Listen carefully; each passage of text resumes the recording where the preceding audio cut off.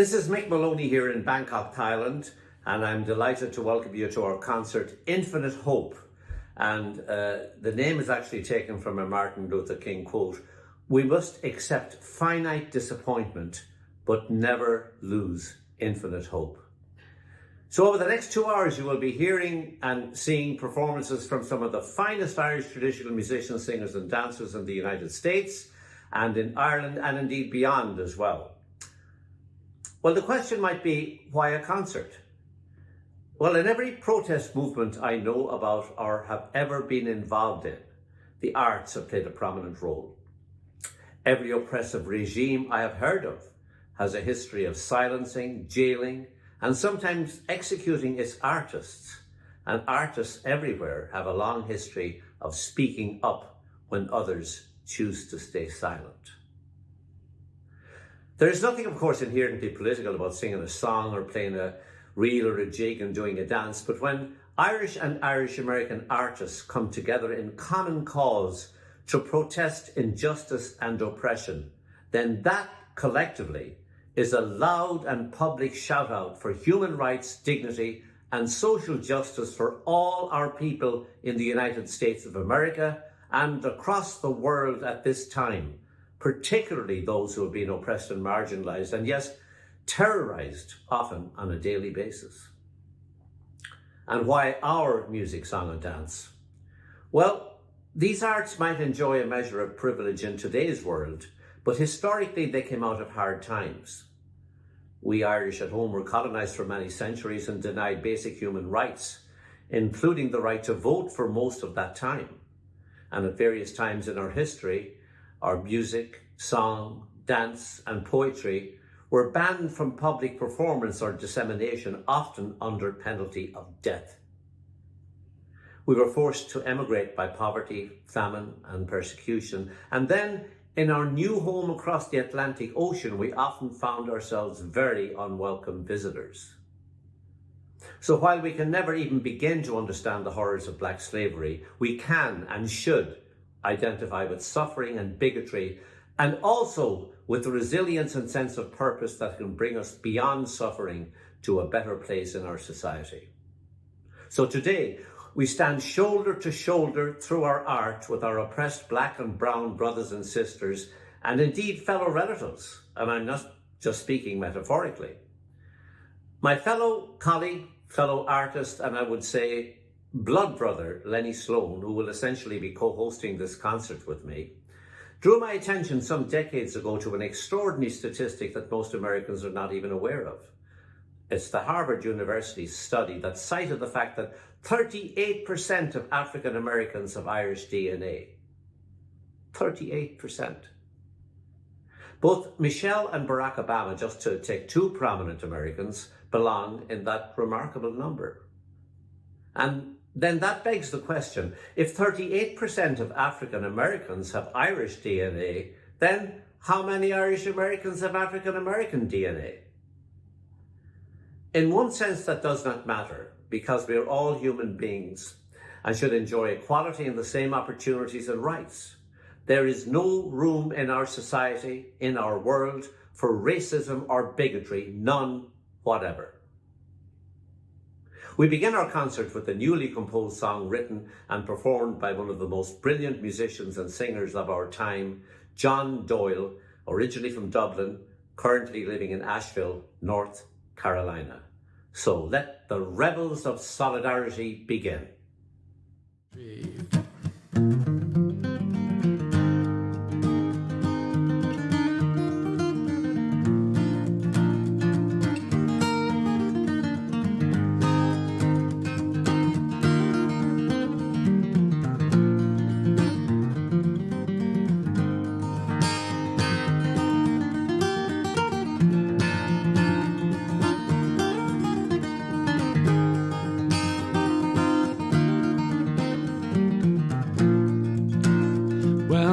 Fascists, they are coming, their hate will scorch the land. They'll steal in with a whisper and soon force their demands. When I was young and full of fun, I never dreamed I'd see the day that democracy would be flaunted, abused and thrown away. So stand up and be counted, rise up and be strong. Together we will win the day, divided now we'll fall. Stand up and be counted, rise up and be strong. Together we will win the day, divided now we'll fall. Divided now we'll fall. A thin line divides us between peace and hostility. Some crave fame and power, the road to insanity. Well, just think about our children and what world will they see? A land of peace and plenty, or wars and brutality? So stand up and be counted, rise up and be strong.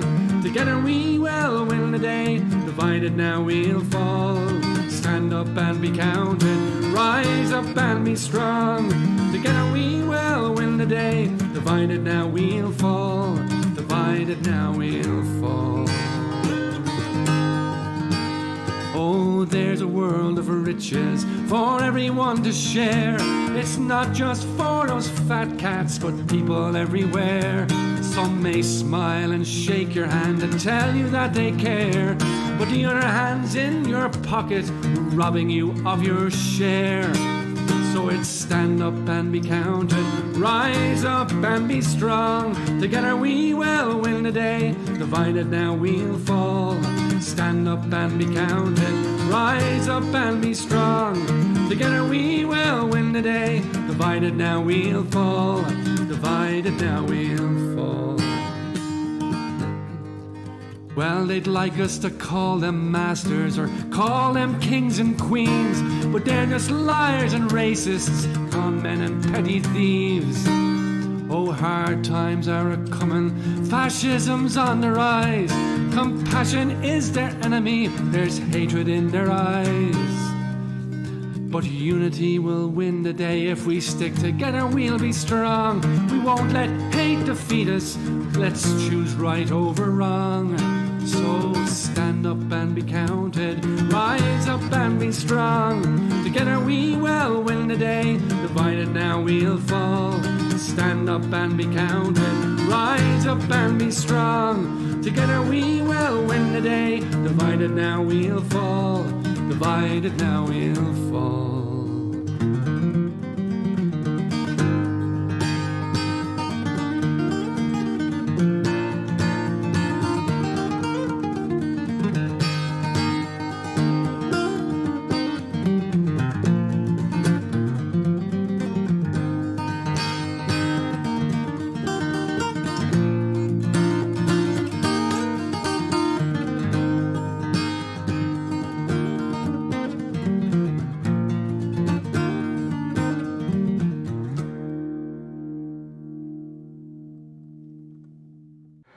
So, hello to the world.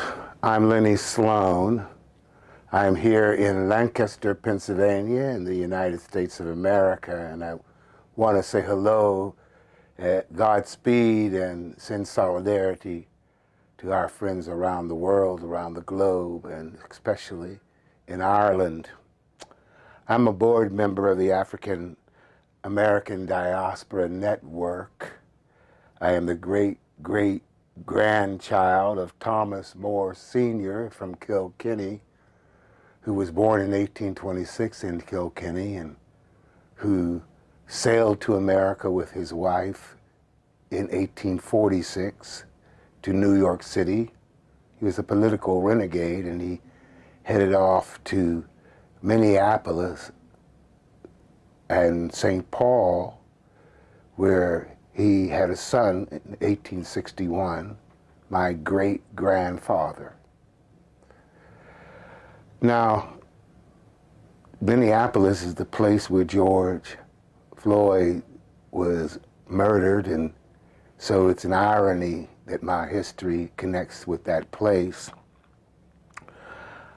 He, my great-great-grandfather, joined the first Minneapolis volunteer soldiers in the Civil War years of 1863, and he was shipped off to Gettysburg, Pennsylvania, which is about 30 minutes from where I'm sitting now. He was in the Battle of Gettysburg. Shortly after that, the first Minneapolis, which was an all-Irish brigade, was sent to New York City to put down the riots between the Irish and the black community, better known as the draft riots. And so he fought for the Union to end slavery, and then he went to New York, much like the militias that we find in our streets in New York tonight, to put down the revolt and the rebellion. There's lots of ironies.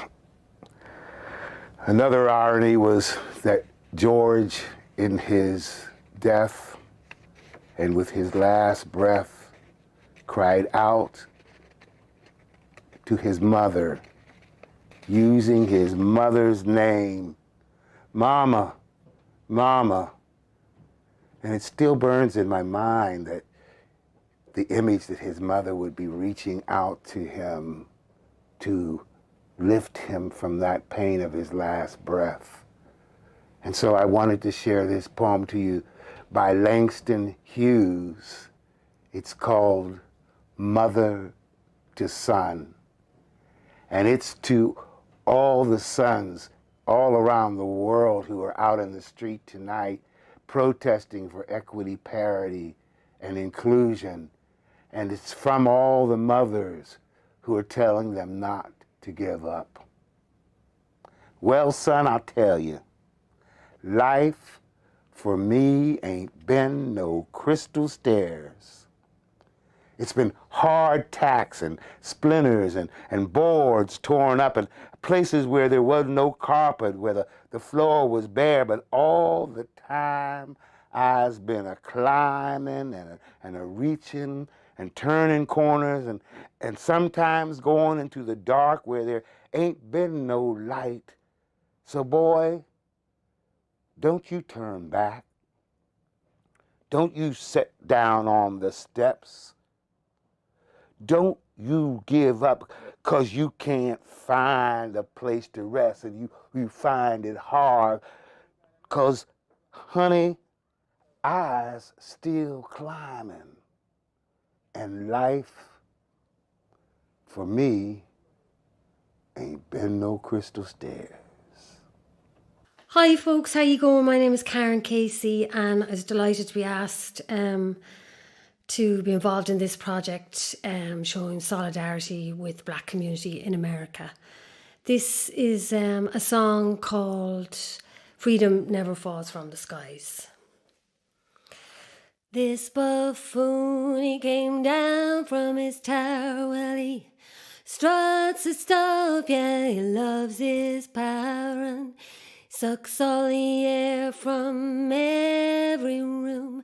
He takes the shine from the silver and he speaks too soon, and his voice, it goes boom, boom, boom. He keeps nothing in store with his quest for more. On the White House lawn fattens the golden calf. He lines the ice pockets of his chiefs of staff and his corporate friends down on K Street. They make sure to take him to the meet and greet with a silver spoon in his mouth. He thinks it gives him the right to shout and shout. He can hide behind the desk, he can hide behind the suit, he can hide all the bodies, he can count all the loot. Freedom never falls from the skies, like the ark of truth, let it rise. Freedom never falls from the skies. Let's keep our eyes on the prize. And his hair is like a blackbird's beak, and at the weekend he just tweets and tweets. He tells us all to go out in the sun. He tells us all to go and have some fun, to drink Lysol and hydrocloxichloroquine, and in our hour of need all he talks of is his greed. He keeps his friends in their high places, and they hide behind their corporate faces. Freedom never falls from the skies, like the ark of truth, let it rise. Freedom never falls from the skies, let's keep our eyes on the prize. Trump and Jim Crow, well, they're best friends now. They hold hands and walk down the street together in Sunnyside near New York town. Well, there's a woman there who can bring him down. Alexandria Ocasio-Cortez is her name, and hey, why don't we vote for her instead? Freedom never falls from the skies, like the ark of truth, let it rise. Freedom never falls from the skies, let's keep our eyes on the prize.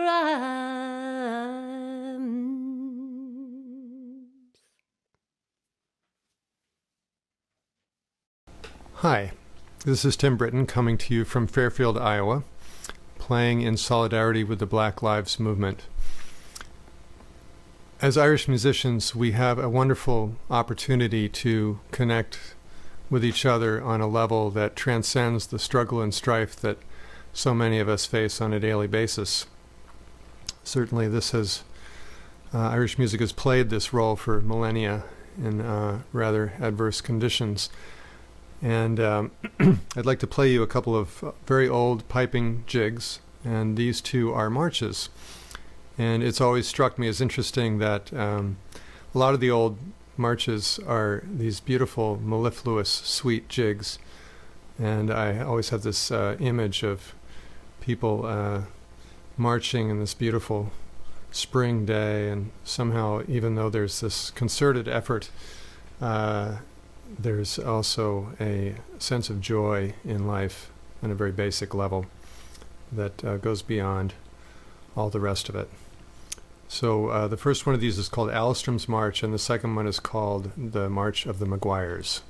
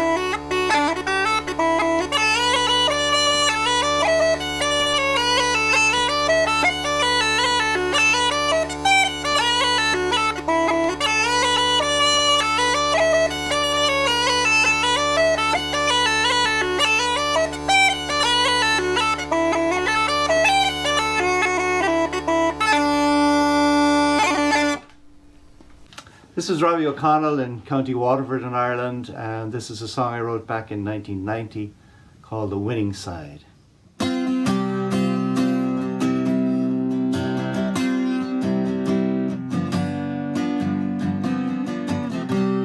Another hour has passed away, another slowly turning moment of another endless day. Nothing's changed at all. He still walks from wall to wall. And every year that passes by will be one less year for living when he finally steps outside. A heavy price to pay to waste your life away. Ah, but justice is a fickle thing. One law for the common man, another for the king. And don't you know when kings can't win the game, it won't be long till all the rules are changed, and it's all justified when you're on the winning side.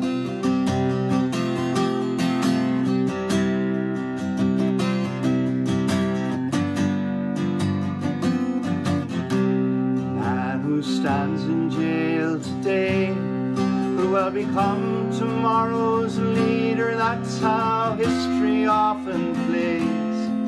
Price that's understood, sometimes paid in blood. When the battle lines are drawn, who can foretell who'll be the one to play the king or play the pawn? Bear the blame in such a deadly game. Ah, but justice is a fickle thing. One law for the common man, another for the king. And don't you know when kings can't win the game, it won't be long till all the rules are changed, and it's all justified when you're on the winning side.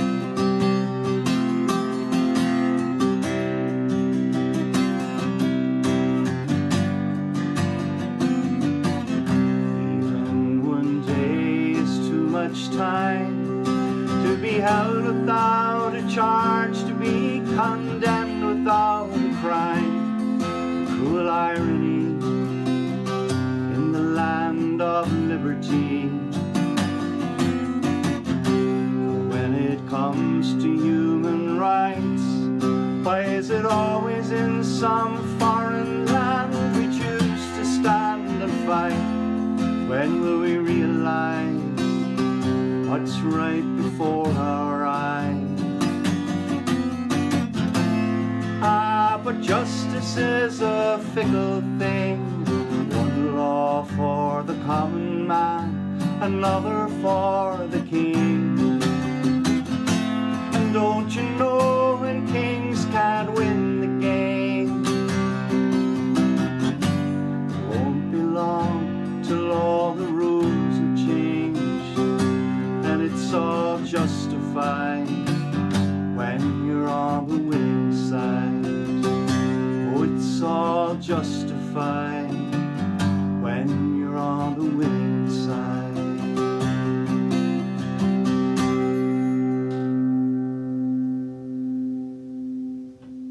Hi, I'm Niall O'Leary and I'm here in Dublin, Ireland, where it's a little bit cloudy, a little bit overcast, but we're used to that. But I'm here today with an important message for all of you. But the message does not contain the word all.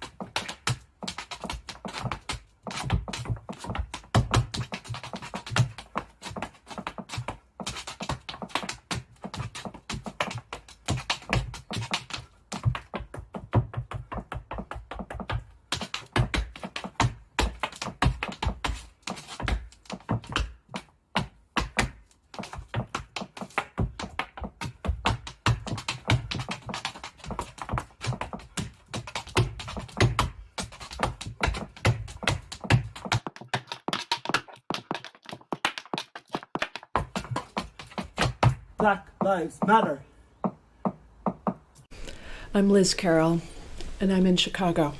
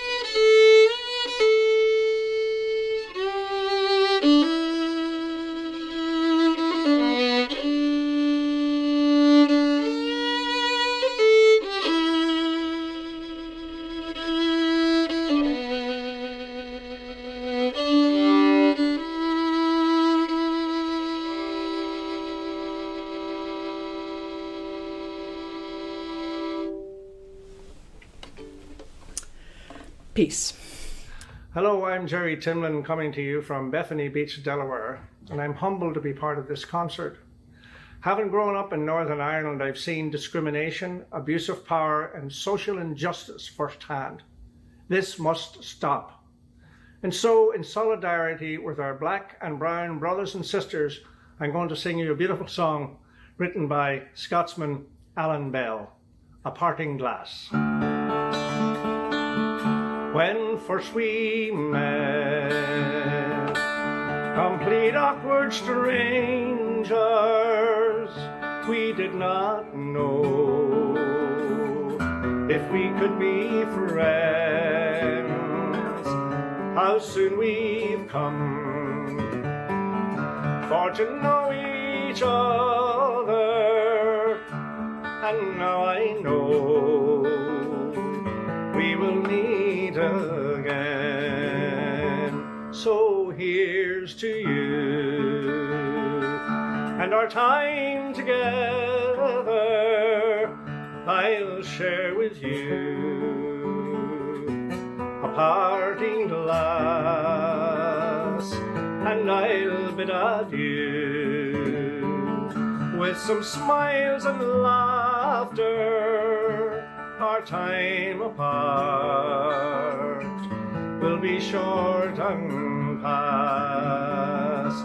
We've talked of dreams and of new tomorrows, of yesterday and its dark despair.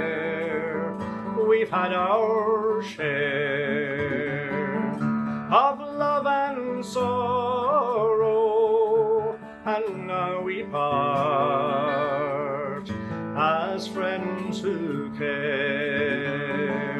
So here's to you and our time together. I'll share with you a parting glass, and I'll bid adieu with some smiles and laughter. Our time apart will be short and pass a long, long road. It lies before me, and fate will take me where it will, but through the valleys and over mountains I'll not forget, but remember you still. So here's to you and our time together. I'll share with you a parting glass, and I'll bid adieu with some smiles and laughter. Our time apart will be short and pass. Our time apart will be short and pass.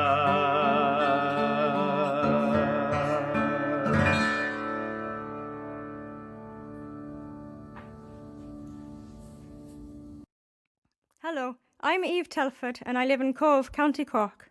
This is one of my own protest songs, River of Revolution.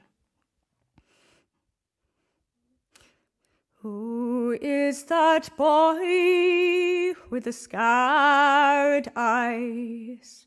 He's just another victim of wartime. He lost his family and his tiny home, and he's forgotten by the world.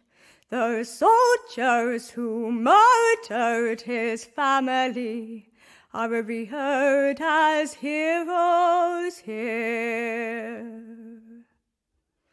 Who is that girl in the tight cell? She spoke up for those in Guantanamo. Now she has been tortured and she could die, and she's forgotten by most of our kind. The leaders who locked her in darkness are revered by the people worldwide. But a river of revolution is flowing underground. One day it will reach the surface, holding hands and speaking loud. And this river of revolution can be seen if you try. in a peace flag flying, or the release from torture of a man who's just a child. Who is that man in the small slum? He works like a dog to feed his children. His family are starving and the baby died, and he's forgotten in our time. The owners of the nearby oil company hold parties in their mansions all night. Who is that woman on the thin raft? She's leaving her homeland of war and blood. No country will save her, and she will drown, and she's forgotten by the people around. The leaders who chose not to save her are worshipped on TV screens. But a river of revolution is flowing underground. One day it will reach the surface, holding hands and a speaking loud. And this river of revolution can be seen if you try, in a peace flag flying, or the release from torture of a man who's just a child, of a man who sometimes smiled. You know, when the idea of this concert first came up, the very first musician to say, "I'm in," enthusiastically, was my old friend and musical colleague for many decades, the wonderful Jimmy Keane from Chicago. Jimmy is the master of the stomach Steinway, the piano accordion, and has been All-Ireland champion on that instrument on numerous occasions. Jimmy played a very moving lament for George Floyd and Eric Garner, and intersperses the music with memorable quotes from prominent Americans from our time, African Americans and some who are not. Jimmy Keane.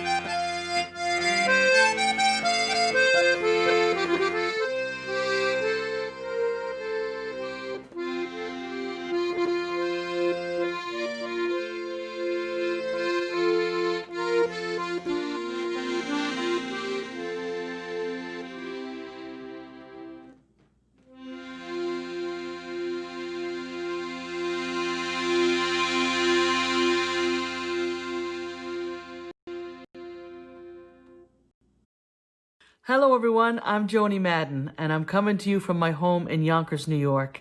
And I'm honored to take part in this concert today and show my solidarity for all my black and my brown brothers and sisters.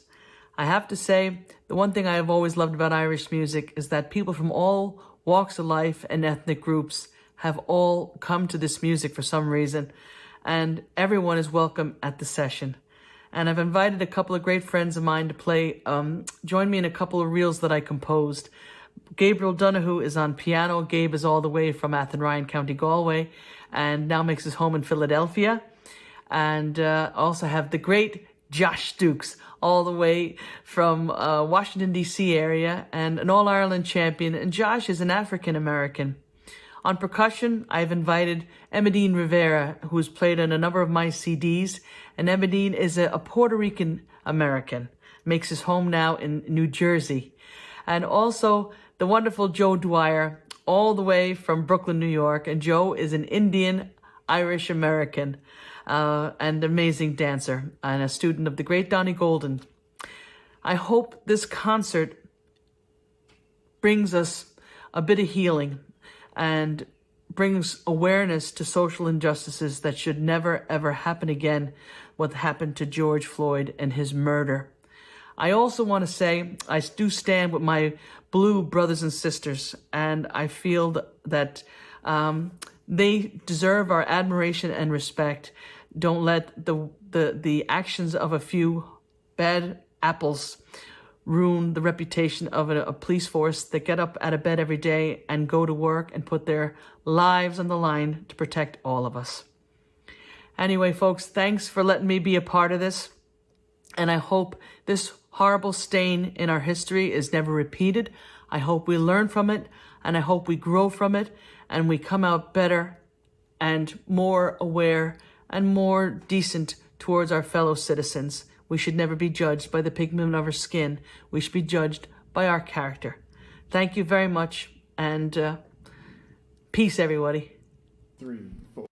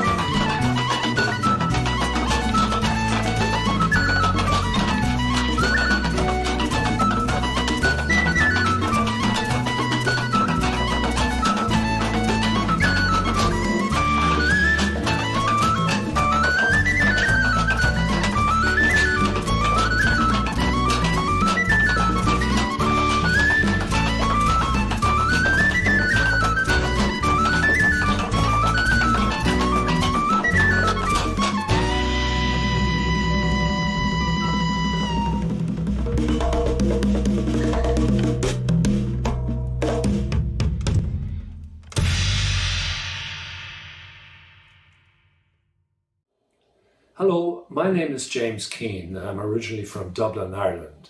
I've been stateside now for the last 52 years, and I live in Queens, New York. Here are a few personal thoughts. We shouldn't have to wait for a black man to die in order to show solidarity with our Native American, black and brown brothers and sisters. We are not going to find a total solution to racism in a few weeks, but for people to succeed, give them the tools and resources they need. Lowering the cost of healthcare, making college more affordable, fighting income inequality, and by making it so that our black brothers and sisters make ends meet by working one job. In solidarity with those thoughts, I'm going to play a couple of tunes for you. The first one is called Slieve Russell, and the second one is Old Tipperary.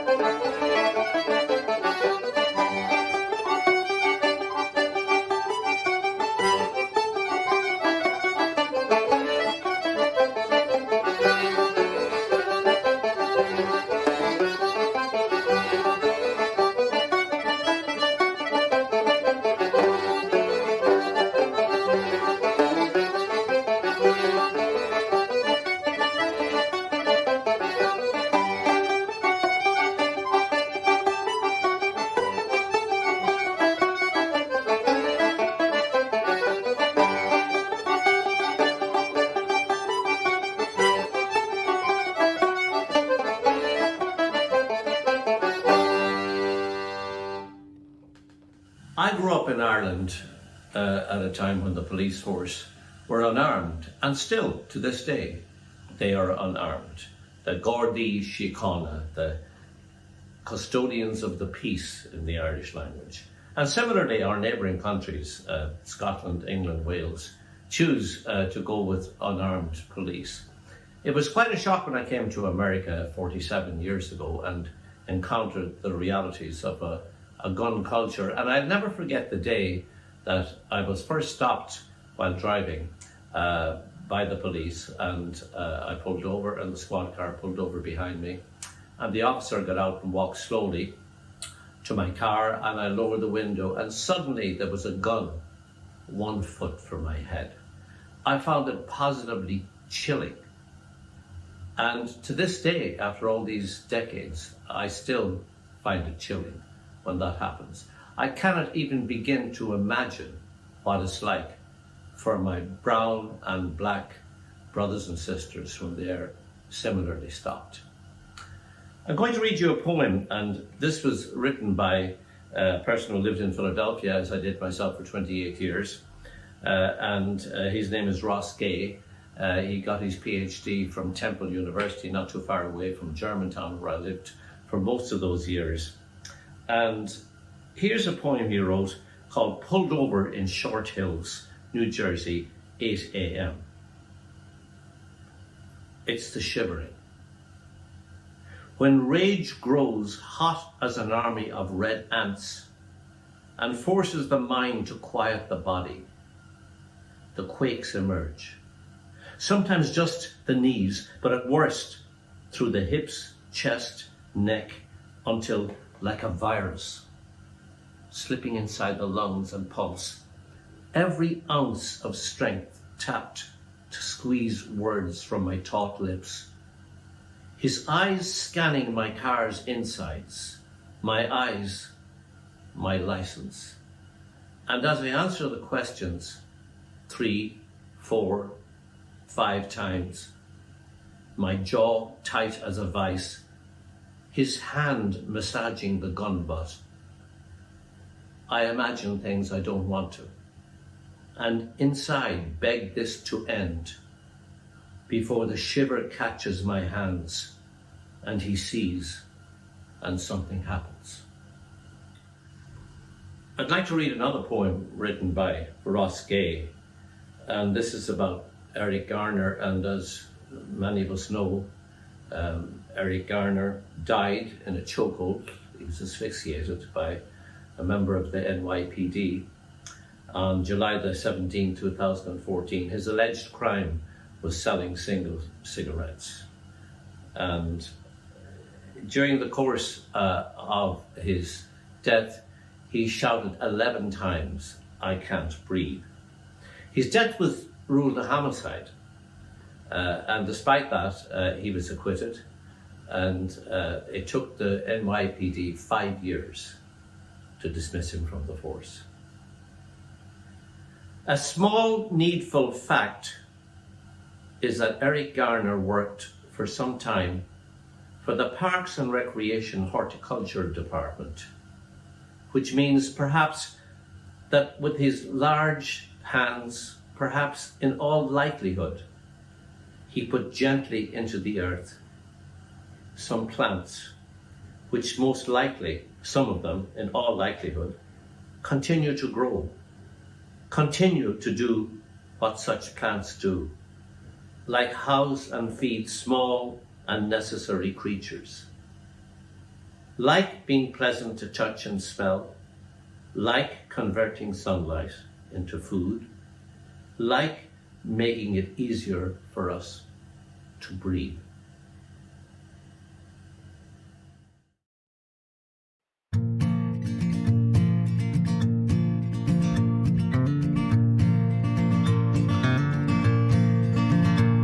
A knee to the neck is something you can't forget when you see it once. They bullet while running, did they do it just for fun? I've got a hunch. Well, it's the same old story. You would have thought we moved along. Now everybody points the finger saying which side are you on? Is it the side of judgment with the eyes of God staring? staring you down hard. With the sight of love, Martin Luther only came so far. Is it the sight of JFK, who saw the broken cogs and made the wheel? Whatever side you're on, don't let the devil make the deal. Riots on the street, I'm feeling like I've seen all this before. Buildings burning down, but the one who wears the crown does nothing more.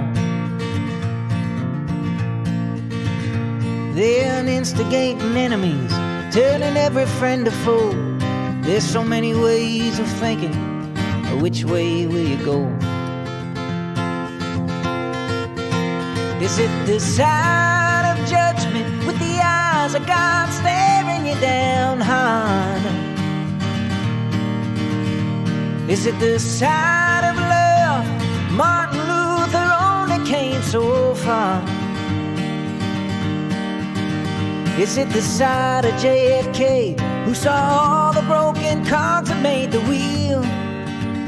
Whatever side you're on, don't let the devil make the deal. To all those blinded by privilege, brainwashed into thinking nothing's wrong, and those hearts filled with hatred, knowing nothing's changed for far too long. Well, now has come the time to look and see just who you are. Yes, it's history in the making. We say you did your part. Are you on the side of judgment with the eyes of God staring you down hard? Are you on the side of love? Martin Luther only came so far.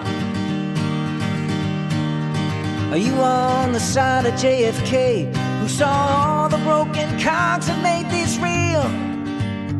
Whatever side you're on, don't let the devil make the deal. Yeah, whatever side you're on, don't let the devil make the deal.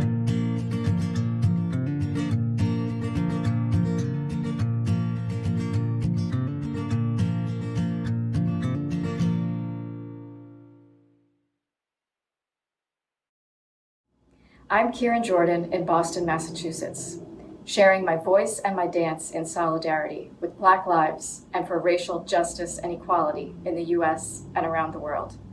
In this dance, I'll be joined by my friends Matt and Shannon Heaton, playing the Golden Castle hornpipe as a slow air, a lament. As we live with the global threat of coronavirus, a virus that causes respiratory illness, as we hear George Floyd's tragic last words, "I can't breathe," now a cry for global change. In this dance, I invite you to breathe with me.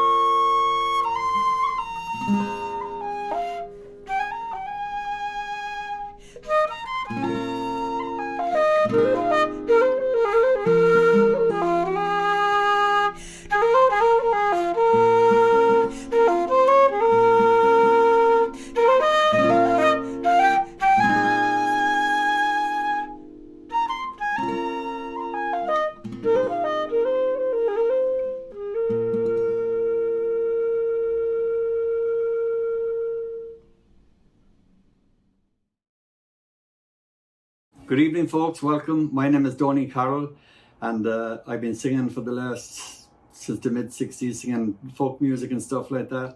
And it's nice to be a part of this here tonight, this program. When I started singing way back then, I suppose I just sang really for the sake of singing. I enjoyed singing, you know, that effort that comes out of you. But, you know, it wasn't that important really, like what I was singing about. I just wanted to sing. But it being the 60s, lots of events were happening at the time. And notably like the war in Vietnam, civil rights, troubles in Ireland, anti-apartheid, you know, I could go on and on. And around that time, of course, the folk scene came into the homes of most people. Because lots of songs were written by the folk musicians at that time. And, you know, one of the songs that was written around that time was a song written by Bob Dylan called The Times They Are Changing. So that's the song that I'm going to sing right now. So I hope you enjoy it.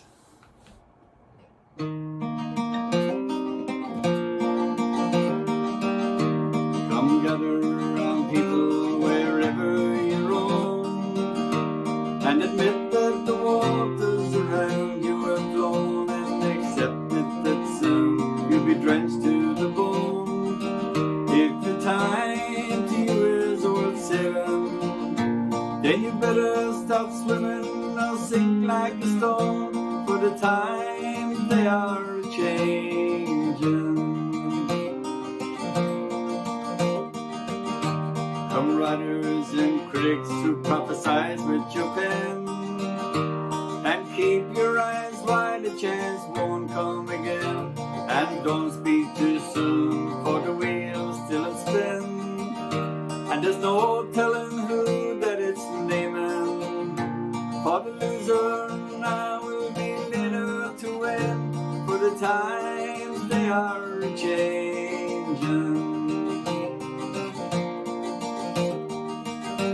Come senators, congressmen, please heed the call. Don't stand in the doorway, don't block up the hall, for he that gets hurt will be he who will stall. There's a battle outside and it's raging. It'll soon shake your windows and rattle your walls, for the times they are changing. Come mothers and fathers throughout the land, and don't criticize what you can't understand. Your sons and your daughters are beyond your command. Your old road is rapidly aging. Please get out of the new one if you can lend your hand, for the times they are changing. The line it is drawn and the course it is cast.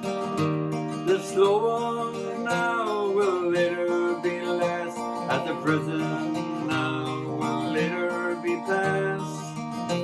The order is rapidly fading, and the first one now will later be last, for the times they are changing.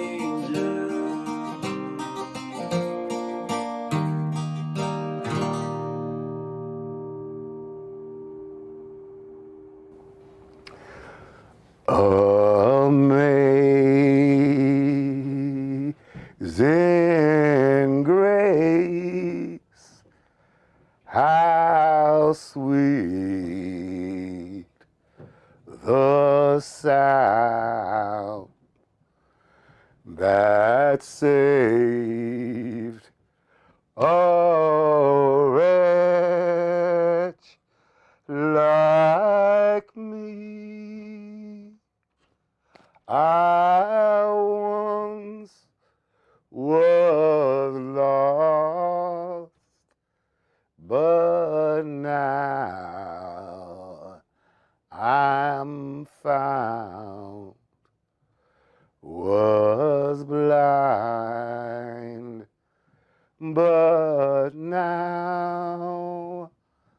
I see. They sang this song, the City Council of Minneapolis, when they addressed the protesters. They sang this song when they wheeled George Floyd's body into the funeral home. They sang it as the family marched out of the church. I once was lost, but now I'm found, was blind, but now I see. But did you know that that song was written by an Irishman by the name of John Newton in 1779? Newton was a strange man. He was born in County Donegal in Ireland, and he was a slave runner, which meant that he carried slaves on his ship illegally from the port of Sale to the market. And in one cargo transfer, he came upon a storm. Now, according to the story, the ship which John Newton was on was tossed by the waves, and the enslaved in the bow of the ship with their chains rocking against, he could hear their moaning and their wailing, save me, save me. And the ship crashed against the rocks and the boards and was thrown up into splinters, and John Newton himself was thrown overboard, and he thought he was going to drown. Well, there was an enslaved man whose chains on the side of the ship actually saved his life, because that piece of wood that he was chained to became a raft. And he was floating by, and he heard John Newton wailing and crying out for help in the brine and the tossing water. And he reached down and he pulled John Newton up out of the water and onto that board, and he saved John Newton's life that day. Newton, the slaver from Donegal, was transformed in that experience. He became an Anglican priest in the Church of England, and he became an abolitionist. And he wrote Amazing Grace in 1779 as a Christmas sermon to speak about how blind he was to another man's servitude, but how that man knew that the sins of the father should not fall upon the son. And he saved John Newton so that John Newton might be raised up and join the abolitionists and the anti-slavery cause. But you know what? It's ironic about fate, because John Newton later in his life actually became blind. And that man who he saved, that man who saved him, became his guide and his eyes. I once was lost, but now I'm found. Was blind, but now I see. Through many a dangerous toils and snares, I have already come. 'Twas grace that brought me safe thus far, and grace will lead me home. I hope you're singing with me, because Amazing Grace, which was adopted by the Southern Baptist Church in 1860, became a folk song by 1920 and was picked up by the Civil Rights Movement in 1960 and the folk movement in the 60s and the 70s, and today it is sung across the world and translated into 88 languages. It has become a song to the masses that grace is our glue for solidarity. Grace is our hope for the future. It will take grace for us to overcome this pandemic period. A pandemic of health, a pandemic of economy, pandemic racism and suppression, pandemic dispute over justice, equality, and parity.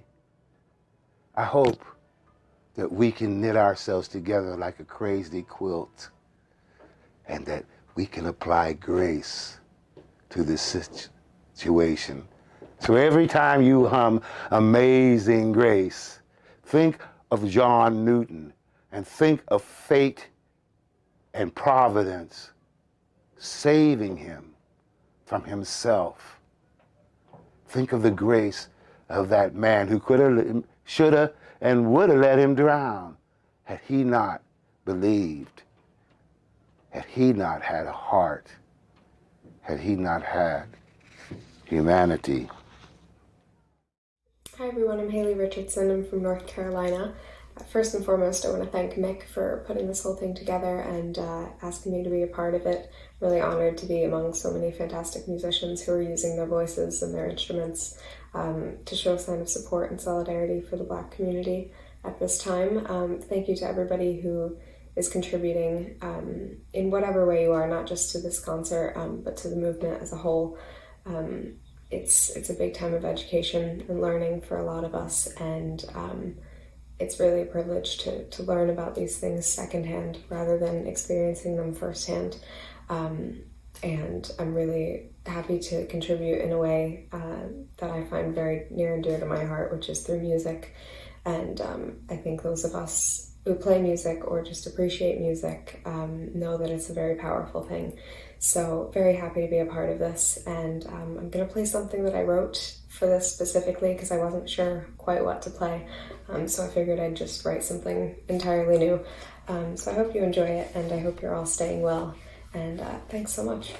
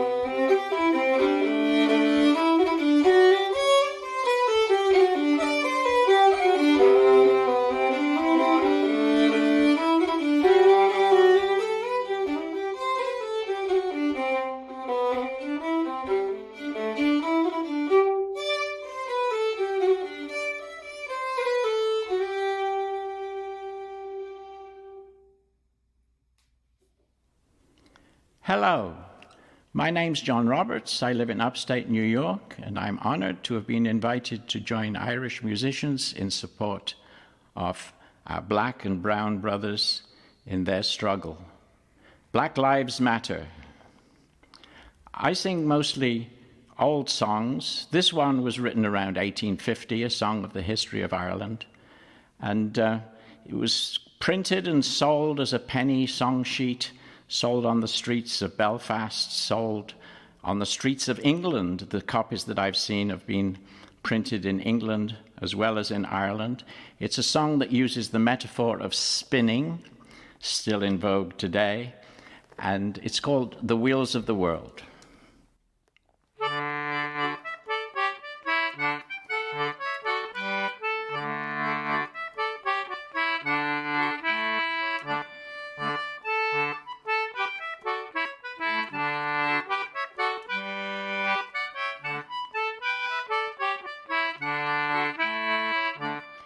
Come, all of you true sons of Erin, attend to these few simple lines. I'll sing you a song about spinning. 'Twas a good trade in old times. Some they spun worsted and yarn, others spun flax and spun tow. By experience now you may learn how the wheels of the world they do go. And these are the wheels of the world, my friends, you must all understand. For 300 years they've been spinning destruction all over the land. Martin Luther, he was a great spinner, and so was King Henry VIII. John Calvin by Satan's temptations, their maxims he did imitate. Then Cranmer, he joined the new system, he swore he'd make spindles of steel. Pluto himself did assist him, perdition was turning their wheel. And these are the wheels of the world, my friends, you must all understand. For 300 years they've been spinning destruction all over the land.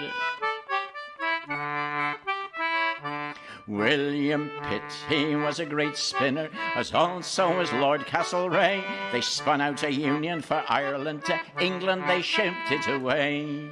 Pitt spun out his existence, crossed over on Karen's old boat. Lord Castlereagh saved the distance by slitting the rim of his throat. And these are the wheels of the world, my friends, you must all understand. For 300 years they've been spinning destruction all over the land. And Napoleon was a great spinner. He freedom did always advance. Over deserts, high lofty mountains, he marched with the brave sons of France. But Wellington too went a spinning. His wheels they were at Waterloo. But Grouchy had never been bribed. Well, the French would have split him in two. But these are the wheels of the world, my friends, you must all understand. For 300 years they've been spinning destruction all over the land. And the factory owners are spinning, their wheels they are turning away. Now they're expecting their workers to slave 13 hours a day. They don't give a damn for the poor, they heed not their sighs nor their moans. They don't give a pin if they spin till they've spun all the flesh from their bones. And these are the wheels of the world, my friends, you must all understand. For 300 years they've been spinning destruction all over the land. And the rich, they're all famous spinners, that we are very well sure, always contriving and scheming to grind down the rights of the poor. So if you intend to go spinning, be sure that your spindles are steel. Let liberty then be your motto, and glory will turn your big wheel. And these are the wheels of the world, my friends, you must all understand. For 300 years they've been spinning destruction all over the land. Yes, these are the wheels of the world, my friends, you must all understand. For 300 years they've been spinning destruction all over the land.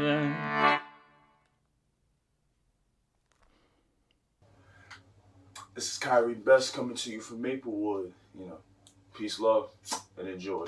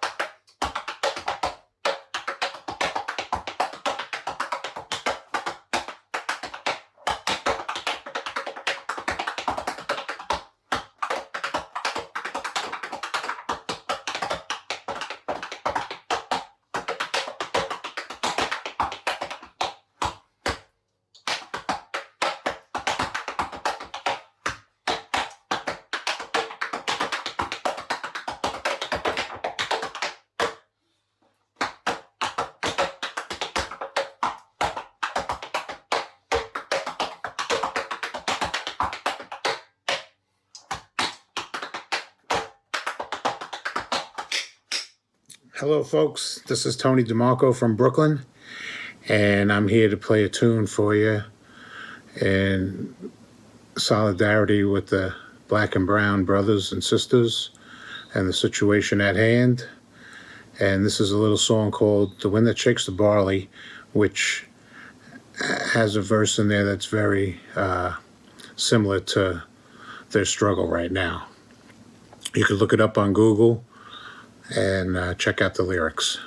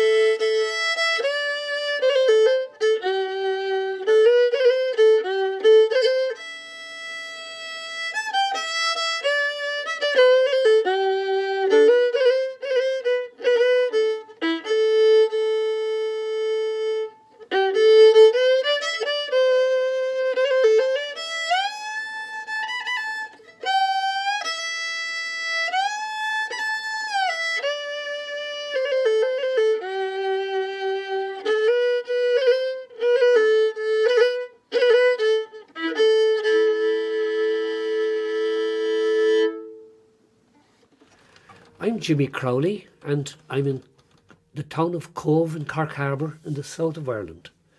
And this is my good friend John Crone on the high string guitar. We're going to sing a song of freedom, a song called Easter Week 2016. 1, 2, 3, 4.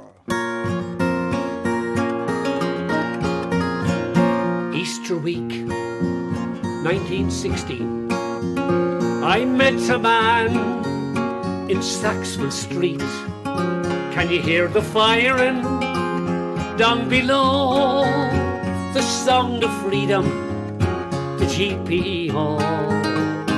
Easter week 2016. A strolling down O'Connell Street, I met a man where old ghosts grin.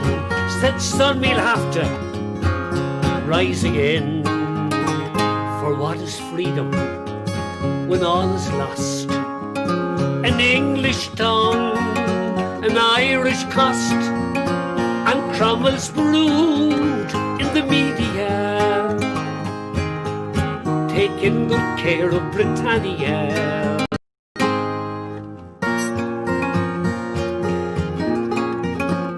Easter week 1916. They sang the wearing of the green, but now they sing the cockamus of painted fools, nefarious. Easter week 2016. Beware the new murder machine. It's spinning still that grisly mill. Till Irish kinship it must kill. For what is freedom when all is lost? An English tongue, an Irish cost, Cromwell's brood in the media, taking good care of Britannia.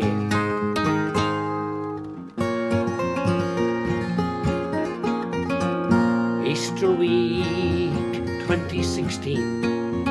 I thought I heard a young girl keen up and down Clanbrassil Street to all the people that she'd meet.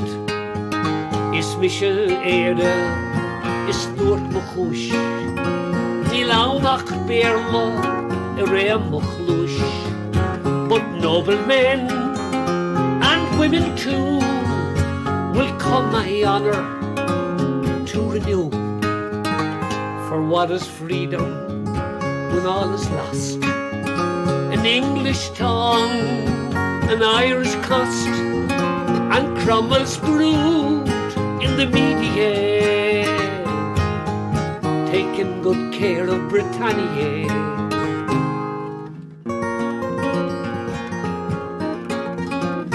100 years ago today, brave men bled their lives away. Rebel voices, they sang and said, Tear gone Tana, tear gone Sprit. Quisling stole my wheel away, and Irish law recedes each day. The Bundesbank, they now proclaim, and we're a province once again. For what is freedom when all is lost? An English tongue, an Irish cost, and Cromwell's brood in the media, taking good care of Britannia.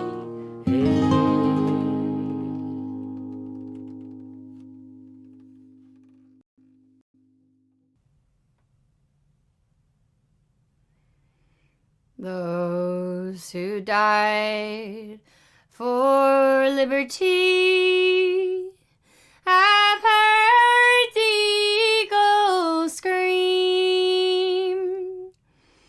All the ones who died for liberty have died but for a dream.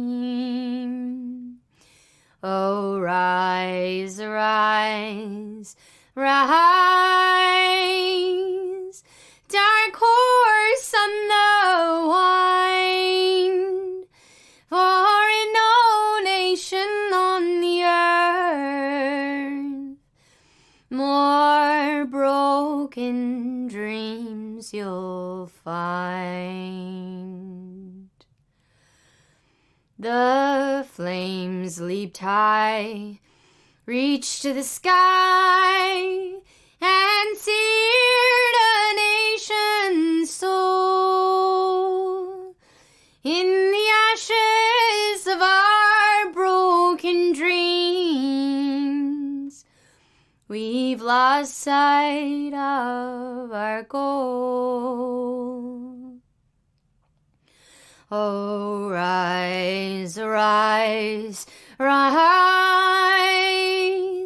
dark horse on the wind, and help our hearts seek Roisin, her soul again to find. Now charlatans, they wear dead men's shoes and rattle dead man's bones. The dust has settled on their tombs. They've sold their very stones. Oh, rise, rise, rise, dark horse on the wind, for in no nation on the earth more Pharisees you'll find. In grief and hate, our motherland, her dragon's teeth have sown, and the warriors rise from the earth for to maim and kill their own. Oh, rise, rise, rise,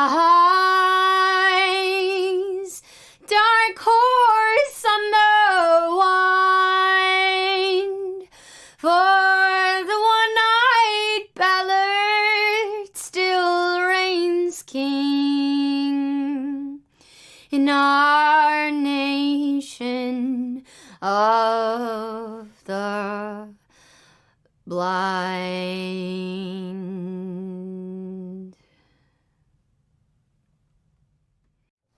Hi, I'm Daniel Neely, this is Shay Coyle, and this is Eugene Bender. We're here to play a few tunes in solidarity with our Black, Indigenous, and people of color comrades who have lived an historically complex existence and whose struggle we're beginning to better understand now. We're here to play, we're here to listen, and we're here to learn how to become better people. We're going to play 3 tunes today. The first one is an air for a song called Wheels of the World. The second is called Lilies in the Field, and the third is called Craig's Pipes.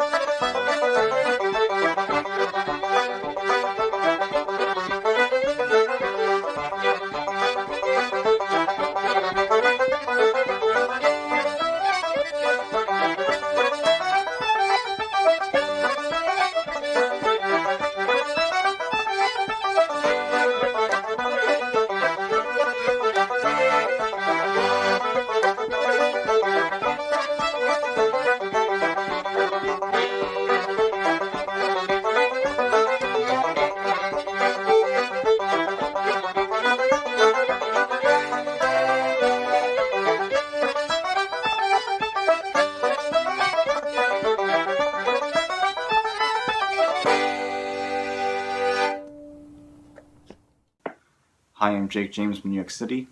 I hope everyone's staying safe. And I thought I would quickly repeat one of President Obama's favorite Martin Luther King quotes. The arc of the moral universe is long, but it bends towards justice.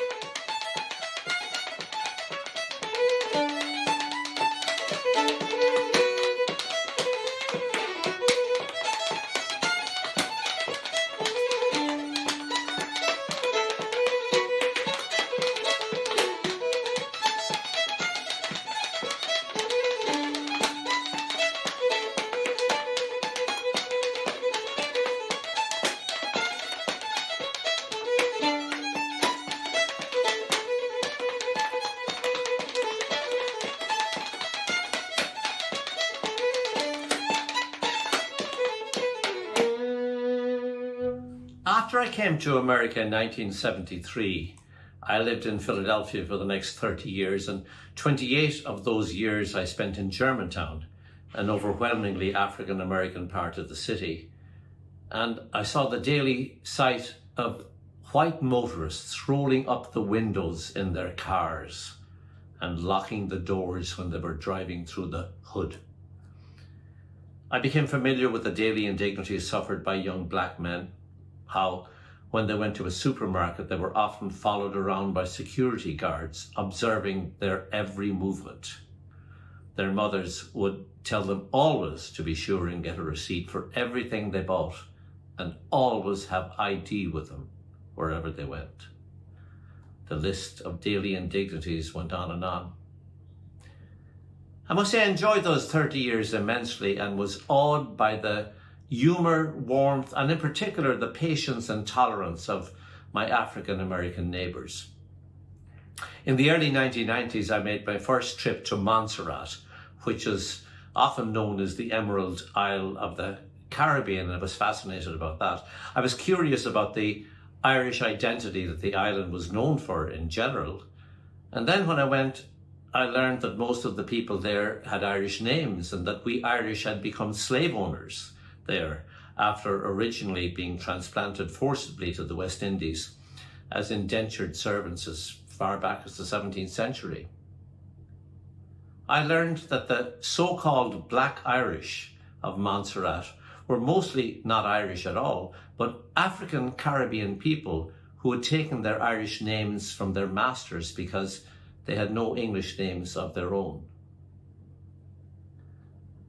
There are those recently who, for their own reasons, have equated the suffering of the Irish transplanted by the likes of Oliver Cromwell to the Caribbean for indentured servitude to the suffering of Africans in slavery. But while we may have suffered the same indignities and sufferings, only our labour was sold, never our bodies. In slavery, as we know, the whole body and progeny of the body became the property of the slave owner. That never happened to us. During my many visits to Montserrat, I met the distinguished historian Howard Fergus, and he makes this point as well. He wrote this book, The History of the Island of Montserrat, and I'd like to quote from him on the chapter that is titled Irish and African Emancipation. There was really no comparison between the horrors of black slavery and the discrimination against Irish Catholics in Montserrat, but both groups in their different ways hankered after freedom. The slaves needed basic personal liberty, while the Irish always struggled for civil and political equality with other whites. The latter achieved their goal 6 years before emancipation, but this was no more the fruit of human kindness than was emancipation purely the result of humanitarian action. Freedom. We both longed and still long for freedom and social justice, basically an even playing field for all. We Irish Americans of all people have absolutely no right whatever to be racist at any time. We must not forget that not too long ago, we newly arrived Irish, along with African Americans, were considered by the American establishment, the wealthy and the powerful, as barely human, in fact, as subhuman. Irish Americans, of course, are now part of our privileged establishment in the United States, but we must never cease to remember the struggle our forebears went through when they arrived in the land of liberty. One of the ways that struggle is documented has always been through our songs. I'm going to sing one of the many songs from our tradition on the negative images we had to face then, uncannily similar to those images of black and brown minorities that proliferate today. It is called Do Me Justice, and I can thank the wonderful Len Graham from County Antrim for first drawing this song to my attention.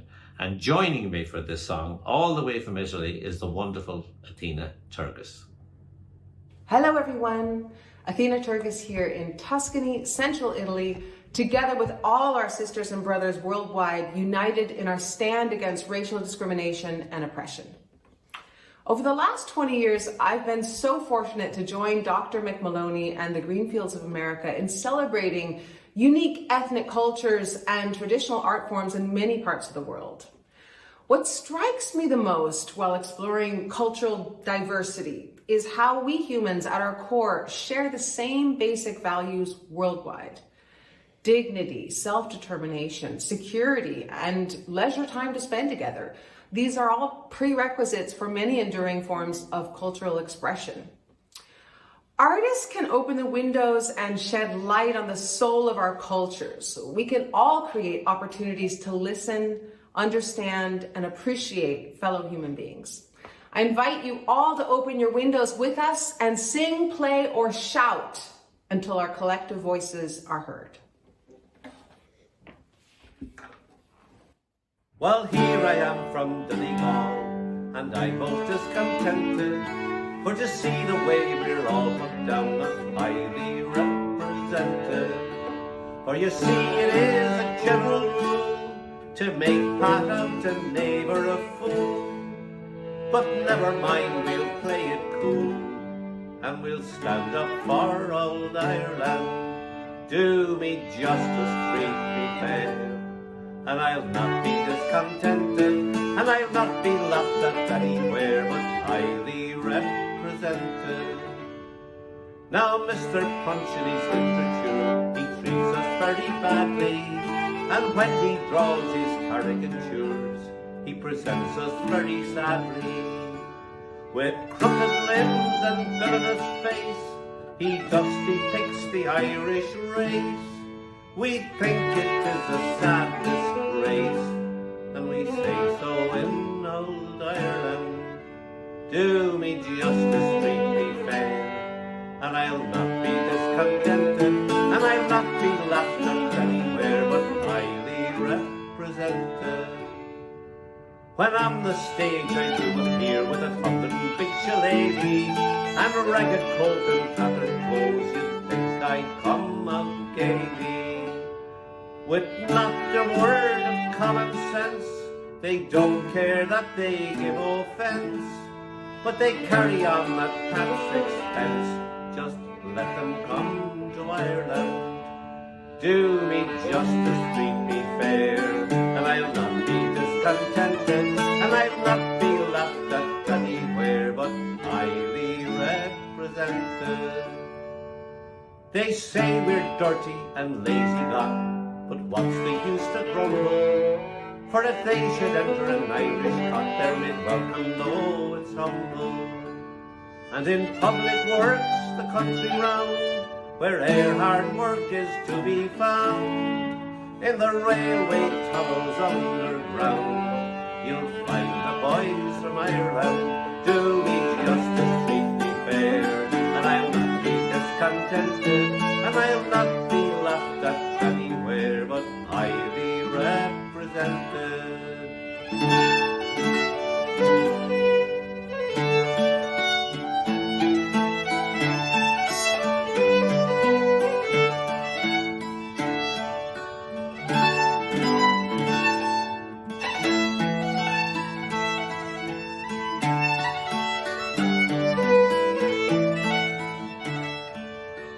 Tis very true, I like a glass of porter or of whiskey, and I'm partial to a pretty lass, she'd make me feel quite frisky. I am very quiet when left alone, but I'll do what I like with what's me own, and woe be to the foes of home that would dare to run down Ireland.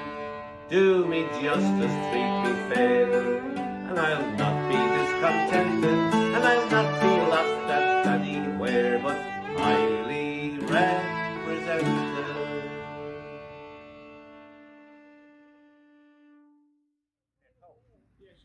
We are the McComiskey's here. I'm Joey McComiskey, my son Sean, and this is Mikey. We all play the Irish accordion, and we're going to play two reels from you that I learned these couple of reels from the Old Bay Cayley Band. It was the second Cayley Band in the Baltimore, Washington area.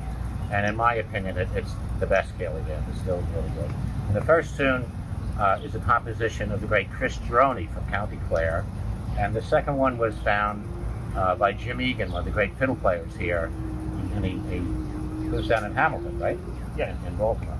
And what are the names of the two tunes, John? They're called The Bell Harbor and To the Lasses of St. Mary's. That's right, okay. So have fun.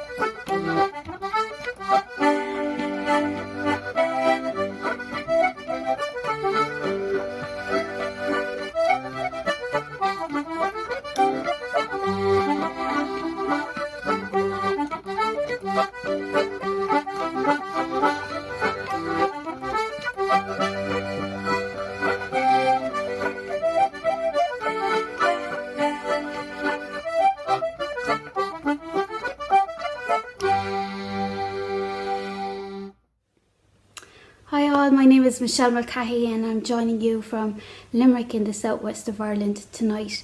As part of the Infinite Hope concert tonight, I would like to play a piece of music for you on the Irish harp.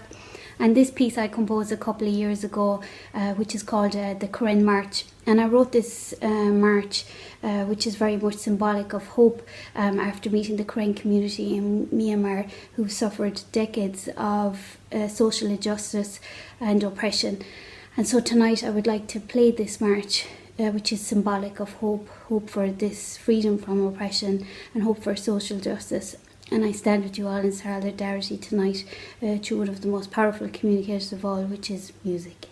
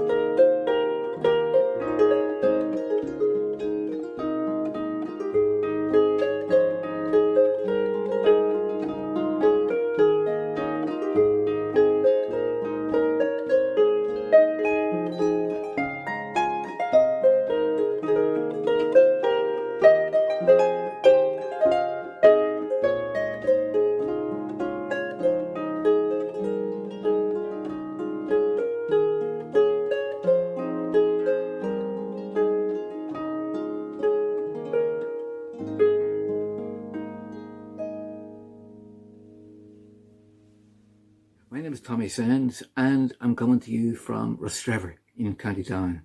And I'm delighted to be taking part in this great event. Thank you, Mick Moloney, for inviting me along with great friends and musicians, wonderful musicians from all arts and parts and scatterments around the world. Just outside my house here, there's a little pier, and from there people sailed for America. Many never came back. Some died of homesickness. Being Irish, we know about immigration, forced immigration, about discrimination and inequality. And being Irish, not to identify with that in the members of our own human family is not to be Irish at all. This is a song I wrote about that.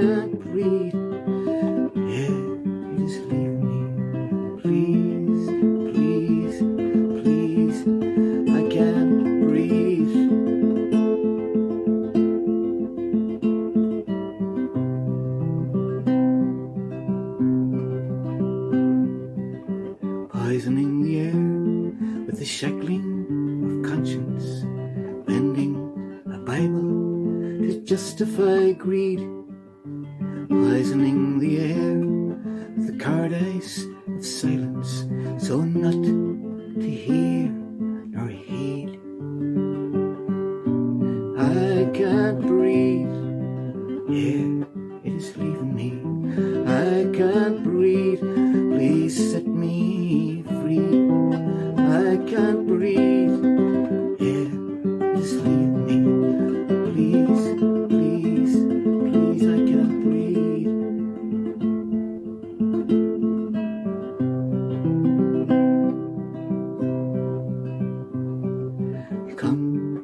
Shore of shadow and sorrow, and should we ignore the pain and the plea of a sister, a brother, just another shade of color? How can we breathe free? How can we be free?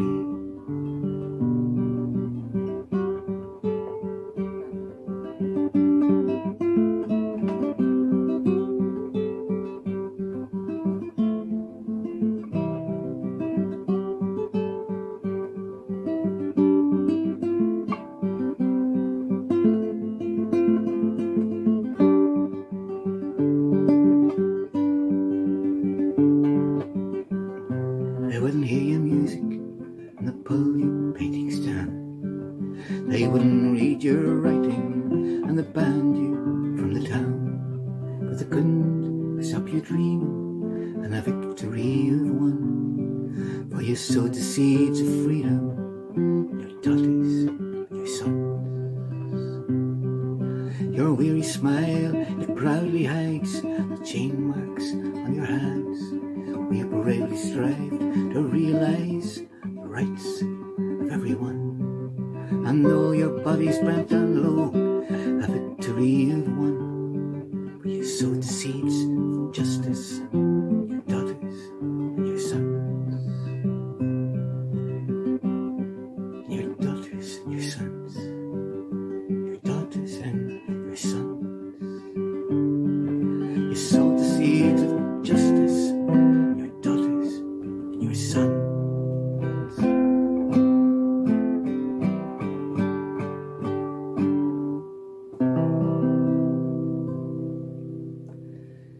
Thank you very much.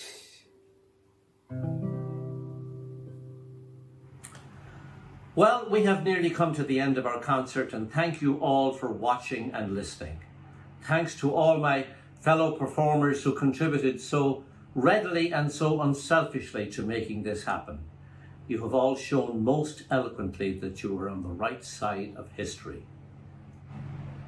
Thanks also to Dan Neely for his always thoughtful and perceptive suggestions, and to the gifted journalist Earl Hitchner, who made me aware of the powerful writings of African-American poet Ross Gay.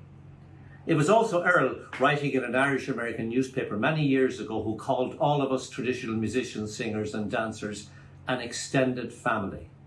And we are indeed exactly that, and now very much a global family. As in all families, family members have a range of often differing opinions, but we are all united in our support of our black and brown brothers and sisters in their ongoing struggle for social justice and human rights and their battle with systemic racism. Here's my opinion. The first major step in this struggle for those of us who are American citizens is to go to the polls on November and vote out of office every public representative who does not believe in social justice, human rights, and freedom from oppression for all. This applies at every level: local, county, state, the Senate, Congress, and of course, President.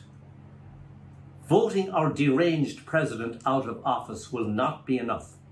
The accomplices who have enabled him over the past 4 years will have to go as well.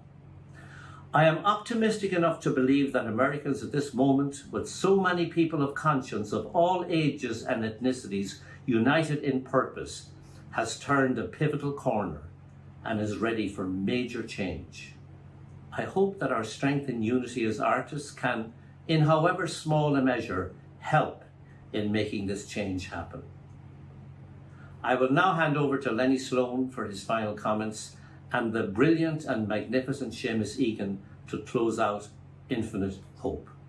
Vote, vote, vote. This is where I came in the movie. I was a hippie peacenik turned rebel rouser. My family sent me to Selma and to Montgomery to march, my first march as only a 13-year-old with Martin Luther King. I rioted after the Democratic Convention in 1968, and I revolted after Martin Luther King was shot, and I saw Philadelphia burn, and I picketed after the move when the police allowed Philadelphia to be burned down. And I believed in Martin Luther King's dream. I never dreamt that we would be going through this again. So I leave you with these words from the poet Maya Angelou, from her poem, "And Still I Rise." You may write me down in history with your bitter, twisted lies. You may trod on me in the very dirt, but still like dust I rise. Does my sassiness upset you? Why are you beset with gloom? 'Cause I walk like I've got oil wells pumping in my living room. just like moons and like suns, with the certainty of tides, just like hope springs high, still I rise. Did you want me to be broken? Bowed head and lowered eyes, shoulders falling down like teardrops, weakened by my soulful cries. Does my haughtiness offend you? Don't you take it awfully hard, 'cause I laugh like I got gold mines digging in my own backyard. You may shoot me with your words. You cut me with your eyes. You may kill me with your hatefulness, but still like air I rise. Does my sexiness upset you?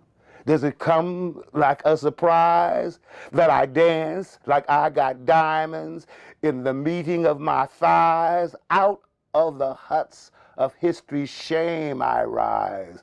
Up from the past that rooted in pain I rise. I am black ocean leaping and wide, wailing and swelling I bear in the tides, leaving behind nights of terror and fear. I rise into a daybreak that's wondrously clear. I rise, bringing the gifts of my ancestors gave. I rise. I am the dream and the hope of the slave. I rise. I rise. I rise. Rise up, George Floyd, to meet your mama. Rise up, world, and protest his death. Rise up, pilgrims and soldiers of peace. Rise, rise, rise. Hello, my name is Seamus Egan. I'm here in Vermont in the United States of America. It's an honour to be part of this gathering with my fellow Irish artists as we stand in solidarity with our black and brown and LGBTQ brothers and sisters. This is a time of introspection. It's a time to examine our role in the system that has brought us to this place. It's a time to reflect on the privileges that we've accrued as a result of that system. But it's also a time of action. Whatever we thought we knew, we know more now, and we can never not know again. The work will be difficult, the work will take time, but it's work that we must do to end this scourge of racism. I'm going to play a slow air for you, and I'd like to play it in memory of all those who have lost their lives to police brutality and to racism. It's a tune called An Buachail Ceildobh. Thanks for listening.